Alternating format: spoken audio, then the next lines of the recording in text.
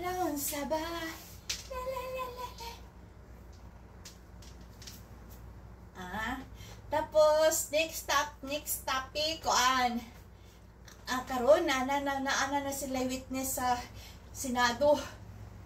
Grabe ang kwarto na billion ang tabag basura. Mamasura sad ko. Promise, dili biro ng grabe ang corruption sa Pilipinas. Daghan.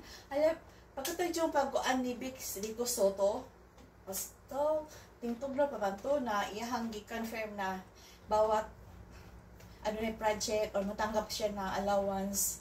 Hindi ko kalimutan na naka-record na siguro nagyapon na to sa internet karon. Ang iyahang 10 billion na project, for example, na ang siyaha, ang makuha niya ay 1 billion. 1 billion. Imagine mo yan. Yung 1 billion, nakalakay ka mabuhat niya ng project.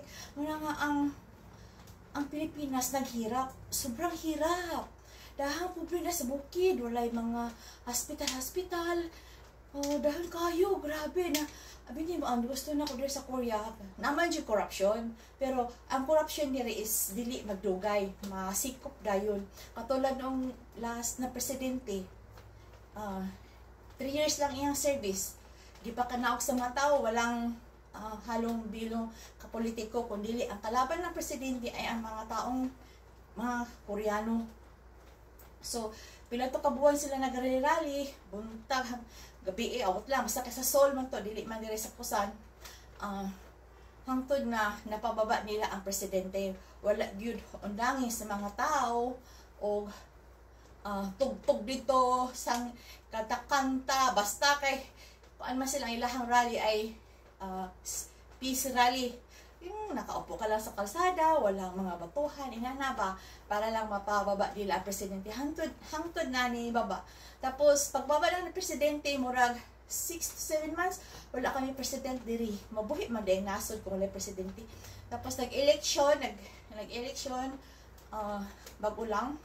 So, mo to pagkadaog ni may na ko nanalo na presidente, mo to nga ipang tagaan kami og yung tatanan Dres Korea tanan walay pili mo na nga karong September nakadaot na sa second round and final na siya.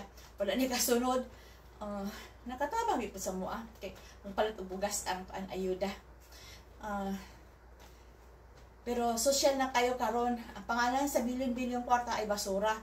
Binasura lang na yun.